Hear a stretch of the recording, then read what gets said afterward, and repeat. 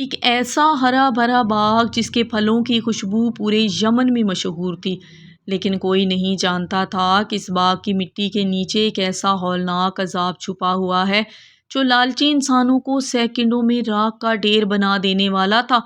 صنعاء کے قریب واقع اس وسیع و عریض وادی میں کھجوروں اور اناروں کے اتنے گھنے درخت تھے کہ دھوپ کبھی زمین تک پہنچ ہی نہیں پاتی تھی، اور اس پورے خزانے کا مالک ایک ایسا صابر اور عاجز بوڑھا کسان تھا جس کی سخاوت کے چرچے دور دور تک پھیلے ہوئے تھے۔ یہ بوڑھا شخص اپنے باغ کو دولت کمانے کی مشین نہیں بلکہ اللہ کی ایک بہت بڑی امانت سمجھتا تھا، اور یہی وجہ تھی کہ جب بھی فصل پک کر تیار ہوتی اور درختوں سے رسیلے انگوروں کے بھاری گچھے اتارے جاتے تو وہ بوڑھا کسان اپنے باغ کے دروازے بستی کے تمام غریبوں، یتیموں، لاچاروں اور بے سہاروں مسافروں کے لیے بالکل مفت کھول دیتا تھا۔ جس کا جتنا جی چاہتا وہ آتا لے جاتا کھاتا، کوئی روک ٹوک نہیں تھی، اور اپنے نوکروں کو سخت تاکید کرتا تھا کہ سنو، کٹائی کے دوران جو بھی پھل نیچے گر جائے یا جو دانہ بھی زمین پر رہ جائے اسے کوئی ہاتھ نہیں لگائے گا، کوئی اسے اٹھائے گا نہیں، کیوں نہ کہ وہ زمین پر گرا ہوا رزق اس بستی کے بھوکے بچوں اور محتاجوں کا حق ہے، اس پر ہمارا کوئی حق نہیں ہے۔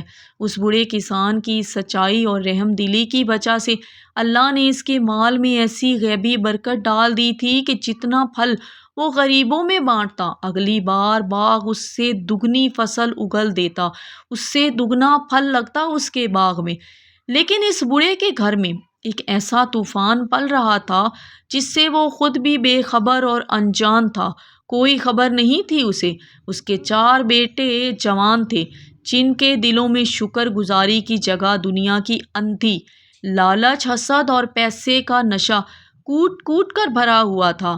لیکن وہ بوڑھا کسان اپنے بچوں کے بارے میں کچھ نہیں جانتا تھا۔ وہ چاروں بھائی جب بھی باغ کے باہر غریبوں کی لمبی لائنیں دیکھتے اور اپنے باپ کو لاکھوں روپے کے قیمتی پھل مفت میں لٹاتے ہوئے پاتے تو ان کے تن بدن میں آگ سی لگ جاتی، وہ آگ بگولا ہو جاتے، اور وہ غصے سے دانت پیستے ہوئے آپس میں کہتے تھے کہ ہمارا باپ بوڑھا ہو کر بالکل پاگل ہو چکا ہے، جو ہماری رات دن کی محنت کا پھل ان مفت خورے بھکاریوں کی جھولیوں میں ڈال دیتا ہے۔ یہ بات ان سے برداشت ہی نہیں ہوتی تھی۔ اگر یہ ساری فصل ہم خود بازار لے جا کر بیچیں تو ہم راتوں رات پورے یمن کے سب سے بڑے امیر و کبیر خاندان بن سکتے ہیں۔ وہ کئی بار اپنے باپ کے پاس گئے اور غصے سے بولے کہ ابا جان، آخر کب تک آپ ان فقیروں کو اپنے سر پہ بٹھائے رکھیں گے؟ یہ لوگ ہر سال ہمارے منافع کا ایک بہت بڑا حصہ مفت میں کھا جاتے ہیں۔ اب آپ بوڑھے ہو چکے ہیں، اس لیے عقل سے کام لیں اور ان غریبوں کے لیے باغ کے دروازے ہمیشہ کے لیے بند کر دیں۔ لیکن وہ نیک دل بوڑھا کسان اپنے بیٹوں کی یہ کڑوی باتیں سن کر تڑپ اٹھتا۔ وہ تڑپ اٹھتا کہ میرے بیٹوں کے دل میں اللہ کا خوف اور غریبوں کے لیے ذرا بھی رحم نہیں ہے۔ یہ آگے جا کر کیا کریں گے، اور کہیں ایسا نہ ہو کہ اللہ کا عذاب میرے بیٹوں پر آ جائے۔ وہ اپنے بیٹوں کے انجام سے بہت ڈرتا تھا۔ وہ کئی بار اپنے بیٹوں کی آنکھوں میں جھانک کر کہتا تھا کہ میرے نادان بیٹوں، تم جس مال پر غرور کر رہے ہو وہ ان غریبوں کی دعاؤں کی وجہ سے ہی چمک رہا ہے۔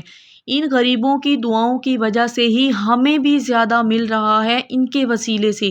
اگر ہم نے ان کا حق مارا تو خدا کی قسم رب کائنات ہم سے ناراض ہو جائے گا اور ہماری یہ پوری جائیداد ایک پل میں خاک سیاہ ہو جائے گی۔ باپ کی یہ بات سن کر وہ چاروں بھائی اوپر سے تو خاموش ہو گئے، لیکن ان کے دلوں کے اندر کا لالچ اب ایک ایسا دیمک کی طرح ان کے ایمان کو چاٹ رہا تھا، اور وہ رات دن بس اسی انتظار میں بیٹھ گئے کہ کب ان کے باپ کا سایہ ان کے سر سے اٹھے، کب ہمارا باپ ہماری جان چھوڑے اس دنیا سے جائے اور وہ اس پورے باغ پر قبضہ کر کے غریبوں کو مزہ چکھائیں اور غریبوں کا نام و نشان مٹا دیں۔ دن گزرتے گئے اور وقت کا پہیہ اپنی پوری رفتار سے گھومتا رہا، یہاں تک کہ وہ دن بھی آ گیا جس کا ان چاروں لالچی بیٹوں کو بے صبری سے انتظار تھا، یعنی کہ ان کے بوڑھے اور سخی باپ کا سایہ ان کے سر سے ہمیشہ کے لیے اٹھ گیا اور وہ نیک انسان اپنے رب کے حضور حاضر ہو گیا، اس دنیا سے پردہ پوش ہو کر چلا گیا۔ باپ کے انتقال کے بعد ان چاروں بھائیوں کے چہروں پر غم سے زیادہ اس بات کا سکون تھا کہ اب ہمارا باپ تو اس دنیا سے چلا گیا، اب ہم اپنی مرضی کر سکیں گے۔ باپ کے انتقال کے بعد ان چاروں بھائیوں کے چہرے پر غم سے زیادہ اس بات کا سکون تھا کہ اب اس پورے سرسبز باغ اور جائیداد کے اکیلے وارث وہ خود ہیں، اب ان کے راستے میں رکاوٹ بننے والا کوئی نہیں ہے۔ باپ کی تدفین کو ابھی چند ہی دن گزرے تھے کہ ایک رات ان چاروں بھائیوں نے گھر کے ایک اندھیرے کمرے میں سر جوڑ کر ایک خفیہ اور کالی بیٹھک کی، جس کا مقصد صرف اور صرف غریبوں کا حق مارنا تھا، غریبوں کو اپنے پھلوں سے دور کرنا تھا۔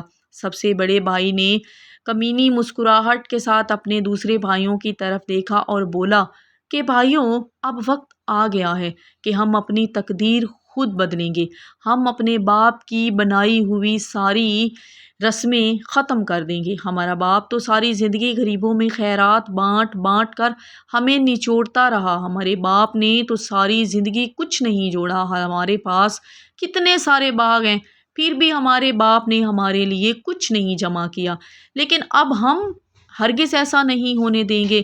اس سال کھجوروں اور اناروں کی اتنی بھاری فصل آئی ہے کہ اگر ہم اسے چپکے سے بازار لے جا کر بیچیں تو ہمارے پاس اتنا پیسہ آئے گا کہ ہماری آنے والی نسلیں بھی عیش کریں گی۔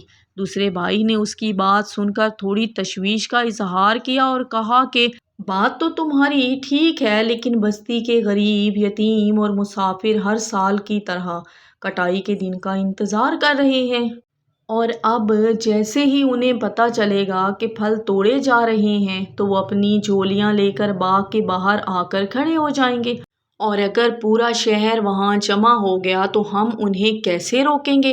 اس پر تیسرے بھائی نے ایک انتہائی مکارانہ مشورہ دیا اور بولا کہ ہمیں ان فقیروں کے سامنے آنے کی ضرورت ہی نہیں پڑے گی، ہم ایک ایسا زبردست پلان بنائیں گے کہ سانپ بھی مر جائے گا اور لاٹھی بھی نہیں ٹوٹے گی۔ ہم کٹائی کے دن کا اعلان ہی نہیں کریں گے، ہم ان غریبوں کو بتائیں گے ہی نہیں کہ ہم فصل یا اپنے پھل کس دن کاٹ رہے ہیں، تو بھلا انہیں بتائے گا کون اور آئے گا کون؟ اس طرح ہم آسانی سے اپنے پھل اور فصل سمیٹ لیں گے اور انہیں پتہ بھی نہیں چلے گا، بلکہ جس رات فصل کاٹنی ہوگی اس رات ہم بستی کے لوگوں کے سونے کا انتظار کریں گے، اور رات کے پچھلے پہر جب گھنا اندھیرا ہوگا اور پوری دنیا گہری نیند سو رہی ہوگی، ہم اپنے چند خاص اور وفادار ملازموں کو ساتھ لے کر چپکے سے باغ میں گھس جائیں گے، اور سورج نکلنے سے پہلے پہلے، صبح کی پہلی کرن پڑنے سے پہلے درختوں سے ایک ایک دانہ اور ایک ایک پھل توڑ کر بوریوں میں بھر لیں گے اور وہاں سے سیدھا شہر کی منڈی روانہ کر دیں گے۔ جب صبح بستی کے غریب اپنی آنکھیں کھولیں گے اور باغ کی طرف آئیں گے تو انہیں وہاں خالی درختوں کے سوا کچھ نہیں ملے گا، اور وہ مایوس ہو کر اپنے گھروں کو لوٹ جائیں گے۔ سب سے چھوٹے بھائی کو یہ پلان بہت پسند آیا اور اس نے خوشی سے تالی بجاتے ہوئے کہا کہ واہ، کیا کمال کی ترکیب ہے! نہ کوئی غریب ہمارے باغ میں قدم رکھ پائے گا اور نہ ہی ہمیں کسی کو ایک دانہ مفت میں دینا پڑے گا، اور یوں ہم دنوں میں امیر ہو جائیں گے۔ وہ چاروں بھائی بڑے خوش تھے کہ اب ہم بہت جلدی امیر ہونے والے ہیں۔ ان کے دل میں لالچ کوٹ کوٹ کر بھر چکا تھا اور ان کے دل سے اللہ کا خوف بالکل مٹ چکا تھا۔ اس طرح ان چاروں بھائیوں نے اللہ کے خوف کو بالکل فراموش کر کے غریبوں کے پیٹ پر لات مارنے کا یہ پکا ارادہ پلان کر لیا تھا، اور دل ہی دل میں خوش ہونے لگے کہ اب وہ بہت جلد یمن کے سب سے بڑے امیر بننے والے تھے۔ لیکن وہ نادان یہ بالکل بھول چکے تھے کہ اندھیری راتوں میں کیے جانے والے ان کے اس مکارانہ منصوبے کو وہ رب بھی تو دیکھ رہا ہے، وہ رب بھی تو سن رہا ہے، جو دلوں کے بھید خوب جانتا ہے اور جس نے غریبوں اور مسکینوں کے رزق کا وعدہ خود اپنے ذمے لے رکھا ہے۔ پلان بالکل پکا ہو چکا تھا اور اب وہ رات بھی آ گئی جس کا ان چاروں لالچی بھائیوں کو بے صبری سے انتظار تھا۔ یعنی باغ کی فصل اب پوری طرح پک کر تیار تھی اور درخت پھلوں کے بوجھ سے نیچے کو جھکے جا رہے تھے۔ اتنا پھل لگا تھا اس سال۔ شام ڈھلتے ہی بستی کے لوگ اپنے اپنے گھروں میں جا کر سو گئے اور چاروں طرف ایک گہرا سناٹا، خاموشی چھا گئی۔ رات کے پچھلے پہر جب گھڑیوں کے 12 بجائے اور ہر طرف گھنا اندھیرا اور خاموشی پھیل گئی تو یہ چاروں بھائی دبے پاؤں اپنے گھر سے نکلے اور اپنے مکارانہ منصوبے کے مطابق بستی کے لوگوں کو غافل پا کر بہت خوش ہوئے۔ انہوں نے ایک دوسرے کو اشارہ کیا اور اپنی بتیوں اور کلہاڑیوں کو سنبھالتے ہوئے باغ کی طرف بڑھنے لگے۔ راستے میں وہ آپس میں کانا پوسی کر رہے تھے کہ ایک دوسرے کو بار بار تاکید کر رہے تھے کہ دیکھو کوئی شور نہ ہو اور قدموں کی آواز بھی باہر نہ جائے۔ سب سے بڑے بھائی نے ہنستے ہوئے دھیمی آواز میں کہا کہ بس چند گھنٹوں کی بات ہے، ایک بار صبح کا سورج نکلنے سے پہلے ہم نے یہ سارا مال سمیٹ لیا تو پھر پوری زندگی ہم کسی کے آگے ہاتھ پھیلانے کی ضرورت بھی نہیں پڑے گی اور وہ فقیر ہمارے باغ کا منہ تکتے رہ جائیں گے۔ اس بار ان کے ہاتھ کچھ بھی نہیں لگے گا، وہ مایوس اور خالی ہاتھ لوٹیں گے۔ وہ اپنی دھن میں مگن، لالچ کے نشے میں چور، عقل سے بالکل اندھے ہو کر باغ کے بڑے دروازے کے پاس پہنچ گئے، لیکن جیسے ہی انہوں نے باغ کے اندر قدم رکھا ان کے پیروں تلے زمین نکل گئی۔ ان کے چہرے کا رنگ اڑ گیا، کیوں نہ کہ سامنے کا منظر دیکھ کر ان کی آنکھیں پھٹی کی پھٹی رہ گئی۔ یہاں ایک دن پہلے تک لذیذ اور رسیلے پھلوں سے لدا ہوا ہرا بھرا باغ موجود تھا، جہاں انگوروں کی لمبی بیلیں اور اناروں کے خوبصورت درخت پھلوں سے جھوم رہے تھے، وہاں اب صرف کالی راکھ اور جلے ہوئے کوئلے کے سوا کچھ باقی نہیں بچا تھا۔ پورا باغ سیکنڈوں میں ایسے صاف ہو چکا تھا جیسے وہاں کبھی کوئی ایک پودا بھی نہ لگا ہو۔ وہ سب دیکھ کر حیران ہو رہے تھے۔ زمین تپ رہی تھی اور ہوا میں جلے ہوئے پھلوں کی کڑوی بو پھیلی ہوئی تھی۔ وہ چاروں بھائی سکتے کی حالت میں وہیں کھڑے رہ گئے اور ان کے ہاتھوں میں لاٹھیاں اور بتیاں نیچے گر گئی۔ سب سے چھوٹا بھائی کانپتی ہوئی آواز میں چلایا کہ یہ کیا ہے؟ یہ ہم کہاں آ گئے ہیں؟ یہ ہمارا باغ نہیں ہو سکتا۔ یقیناً ہم اندھیرے کی وجہ سے راستہ بھول گئے ہیں اور ہم کسی اور کے اجڑے ہوئے ویرانے میں آ کر کھڑے ہو گئے ہیں۔ چاروں بھائی ایک دوسرے کے منہ کی طرف دیکھ رہے تھے۔ سمجھ میں نہیں آ رہا تھا کہ یہ کیا ہو گیا۔ ہمارا باغ تو اتنا ہرا بھرا تھا، اتنا خوبصورت تھا، پھلوں سے لدا ہوا تھا کہ وہاں سے خوشبو آتی تھی۔ یہ تو کوئی بدقسمت جگہ ہے جہاں آگ لگی ہوئی ہے، یہ ہمارا باغ نہیں ہو سکتا۔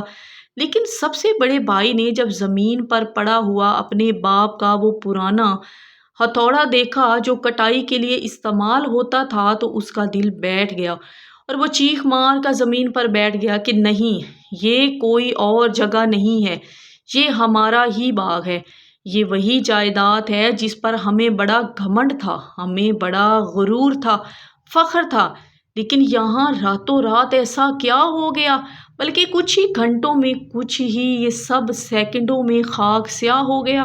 وہ نادان یہ نہیں جانتے تھے کہ جب وہ اپنے گھر میں غریبوں کا حق مارنے کی سازشیں رچ رہے تھے نا، تو اسی رات آسمان سے اس کے رب کا ایک غیبی عذاب اس باغ میں اترا تھا جس نے ان کی پوری کائنات کو ایک پل میں اجاڑ کر رکھ دیا تھا، اور اب ان کے پاس پچھتاوے کے سوا کچھ بھی باقی نہیں بچا تھا۔ وہ چاروں بھائی اس کالی راکھ کے ڈھیر کو دیکھ کر اوندھے منہ زمین پر گر پڑے اور ان کے دلوں پر بجلی گر چکی تھی۔ جو بھائی چند منٹ پہلے تک غرور سے ہوا میں اڑ رہے تھے، اب وہ غریبوں کو حقیر سمجھ رہے تھے۔ اب ان کی زبانیں کنگ ہو چکی تھی اور ان کی آنکھوں سے آنسو بہہ رہے تھے۔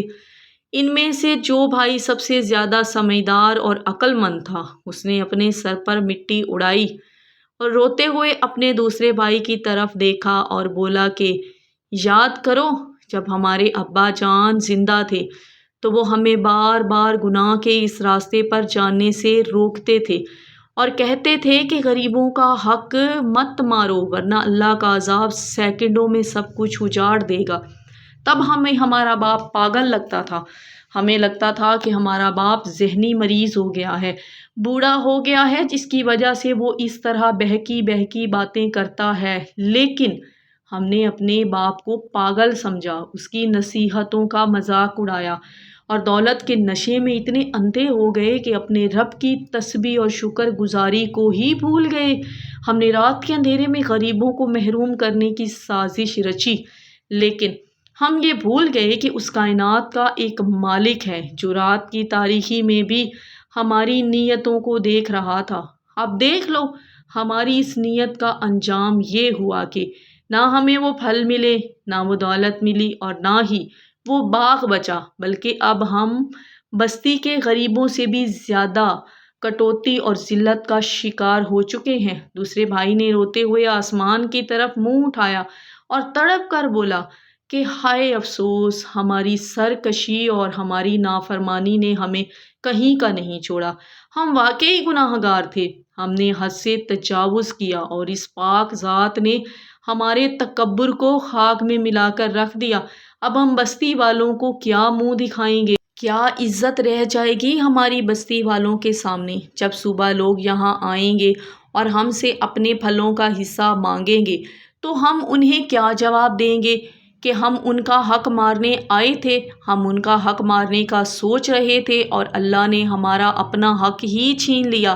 وہ چاروں بھائی اس تپتی ہوئی مٹی پر بیٹھ کر ایک دوسرے کو ملامت کرنے لگے۔ بڑا بھائی چھوٹے کو قصوروار ٹھہرانے لگا اور چھوٹا بھائی بڑے کو گالیاں دینے لگا۔ کیوں نہ کہ جب انسان پر عذاب آتا ہے تو اس کا سارا جھوٹا پیار اور اتحاد ختم ہو جاتا ہے۔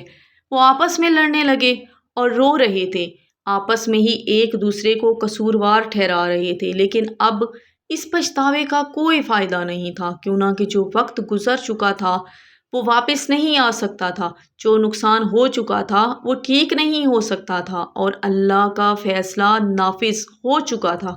انہوں نے اسی راکھ کے ڈھیر پر بیٹھے بیٹھے اعتراف کیا کہ بے شک ہمارا رب پاک ہے اور اس کا عذاب برحق ہے، لیکن ان کے دلوں کے اندر اب بھی ایک ہلکی سی امید جاگ رہی تھی کہ شاید اگر وہ سچے دل سے توبہ کر لیں تو ان کا رب ان پر رحم فرما دے۔ لیکن کیا ان کی یہ توبہ اس برباد ہو چکے باغ کو واپس لا سکتی تھی؟ یہ ان کے لیے زندگی کا سب سے بڑا اور ہولناک سبق تھا۔ رات کا وہ ہولناک اندھیرا آہستہ آہستہ چھٹنے لگا اور صبح کی پہلی کرن کے ساتھ ہی پوری بستی کے غریب، یتیم، بچے، بوڑھے اور بیوائیں ہر سال کی طرح آج بھی بڑی خوشی اور امید کے ساتھ اپنے گھروں سے نکلے۔ ان کے ہاتھوں میں خالی جھولیاں اور بڑے بڑے برتن تھے اور بچوں کے چہرے پر مسکراہٹ تھی کہ آج انہیں اس سخی بوڑھے کے باغ سے میٹھے اور رسیلے پھل بالکل مفت ملیں گے۔ وہ سب مل کر جیسے ہی وادی کے قریب پہنچے تو دور سے ہی انہیں ہریالی کی جگہ ایک کالا طوفان نظر آیا، اور جب وہ باغ کے دروازے پر پہنچے تو ان کی خوشیاں سیکنڈوں میں ماتم میں بدل گئی۔ غریبوں کو یقین بھی نہیں ہو رہا تھا کہ یہ ہو کیا گیا ہے۔ سامنے ہرا بھرا باغ نہیں بلکہ جل کر کوئلہ ہو چکی زمین تھی، جہاں سے اب بھی دھواں اٹھ رہا تھا جیسے ابھی ابھی سارا باغ جلا ہو۔ غریب لوگ صدمے سے ایک دوسرے کا منہ تکنے لگے اور بستی کے ایک بوڑھے نے روتے ہوئے آسمان کی طرف دیکھا کہ یا اللہ، یہ ہمارے محسن کے باغ کو کس کی نظر لگ گئی۔ اسی دوران اس کی نظر باغ کے بیچوں بیچ بیٹھے ان چاروں بھائیوں پر پڑی جو سر پر خاک اڑا رہے رو رہے تھے۔ بستی والوں نے آگے بڑھ کر پوچھا کہ اے نوجوانوں، یہ کیا غضب ہو گیا؟ یہ کیا ہو گیا؟ کچھ ہمیں بتاؤ گے بھی صحیح؟ تمہارے سخی باپ کا یہ باغ راتوں رات کیسے اجڑ گیا؟ اس کے ساتھ تو کبھی ایسا نہیں ہوا تھا، بلکہ اس کے باغ پر تو آج تک کم پھل بھی کبھی نہیں لگا تھا، لیکن اچانک سے یہ باغ جل گیا، ایسا کیا ہوا؟ یہ سن کر وہ چاروں بھائی شرمندگی اور ندامت سے زمین پر دھنسنے لگے اور بڑے بھائی نے روتے ہوئے پوری بستی کے سامنے اپنے گناہ کا کچا چٹا کھول کر رکھ دیا اور بولا کہ اے بستی والو، ہمیں معاف کر دو، یہ کسی کی نظر نہیں لگی بلکہ یہ ہماری اپنی بری نیت کا عذاب ہے۔ ہم اپنے باپ کی طرح سخی نہیں تھے بلکہ ہمارے دلوں میں دنیا کا اندھا لالچ بھر چکا تھا۔ ہم نے رات کے اندھیرے میں یہ سازش رچی کی تھی کہ تم سب کے جاگنے سے پہلے چپکے سے ساری فصل کاٹ کر سارے پھل اتار کر بازار میں بیچ دیں گے تاکہ تمہیں ایک دانہ بھی مفت میں نہ دینا پڑے۔ لیکن ہم نادان تھے، یہ بھول گئے تھے کہ غریبوں کا حق مارنے والوں کو اللہ کبھی معاف نہیں کرتا، اور ہماری اس کالی نیت کی وجہ سے راتوں رات آسمان سے عذاب اترا جس نے ہمارا سب کچھ راکھ کا ڈھیر بنا دیا۔ یہ سچ سن کر پوری بستی میں سناٹا چھا گیا اور لوگ ایک دوسرے کے منہ کی طرف دیکھنے لگے۔ لوگ اللہ کے اس غیبی انصاف کو دیکھ کر کانپ اٹھے۔ ان چاروں بھائیوں نے روتے ہوئے آسمان کی طرف ہاتھ اٹھائے اور گڑ گڑا کر توبہ کی کہ اے ہمارے رب، ہمیں معاف فرما دے، ہم واقعی ظالم اور سرکش تھے، اور ہمیں اس راکھ کے بدلے ایک ایسا نیا باغ عطا فرما جو برکت والا ہو، اور ہم وعدہ کرتے ہیں کہ ہم اپنے باپ کی طرح زندگی بھر غریبوں کا حق کبھی نہیں ماریں گے۔ ہم زندگی بھر غریبوں کو حصہ دیتے رہیں گے اس پھل میں۔ یہ تاریخی واقعہ ہمیں یہ سب سے بڑا سبق دیتا ہے کہ انسان چاہے جتنی بھی مکارانہ سازشیں کر لے، وہ اللہ کے غیبی نظام اور اس کے انصاف سے کبھی نہیں بچ سکتا، اور جو لوگ غریبوں اور مسکینوں کا حق مارتے ہیں، اللہ ان کی دولت کو سیکنڈوں میں سیاہ کر دیتا ہے۔ اسی لیے ہمیشہ اللہ کے دیے ہوئے رزق پر شکر ادا کرنا چاہیے، نہ کہ لالچ میں آ کر دوسروں کا حق۔ اگر یہاں تک آ گئے ہو تو چینل کو سبسکرائب کر دو، ویڈیو کو لائک کر دو، ایک پیارا سا کامنٹ کر کے اپنی رائے کا اظہار ضرور کر دو کہ آپ کو یہ واقعہ کیسا لگا۔ تو ملتے ہیں ایک نئے واقعے کے ساتھ، تب تک اپنا بہت سارا خیال رکھیے گا، دعاؤں میں ہمیں بھی یاد رکھیے گا۔ اللہ حافظ۔